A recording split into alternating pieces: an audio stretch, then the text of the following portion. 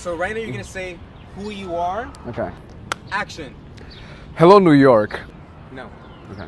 My name is Thomas Hagos. I'm Thomas Hagos.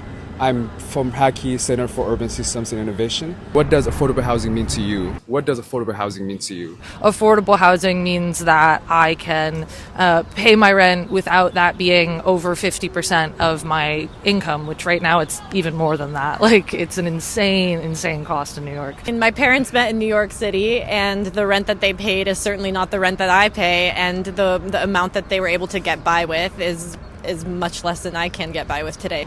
The housing and urban development's definition, a person shouldn't pay more than 30% of their income in order for it to be considered affordable.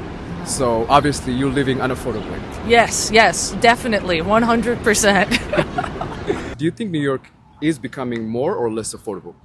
I mean, far less affordable, and it's difficult because New York is such like a global city. When I ask the question of like who is the city being priced for, I can't necessarily say that it's presently being priced for the people that may call themselves or identify themselves as like native New Yorkers.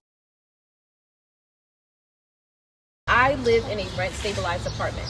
I cannot say that on my salary I'd be able to afford my apartment if my grandmother wasn't smart enough to put my name on the lease. And therefore, when she passed away, that apartment passed down to me. It has to be only once a year vacation. Why we can't afford it to go two more? And that's why affordable housing is more than just being able to pay rent. Right.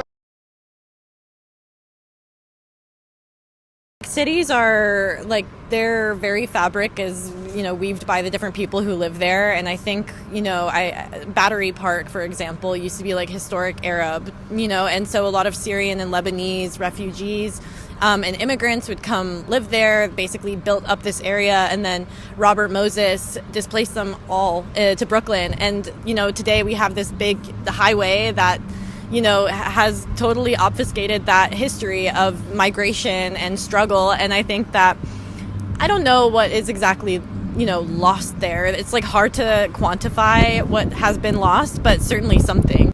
Yeah, I think there's a shared history that's lost. There's definitely a personal and individual impact. It's difficult. At HAQI, we look at affordable housing not just from the numbers perspective, but looking at 4 pillars that we care about, which is public health, education and education attainment, technology and technology integration, and climate resilience.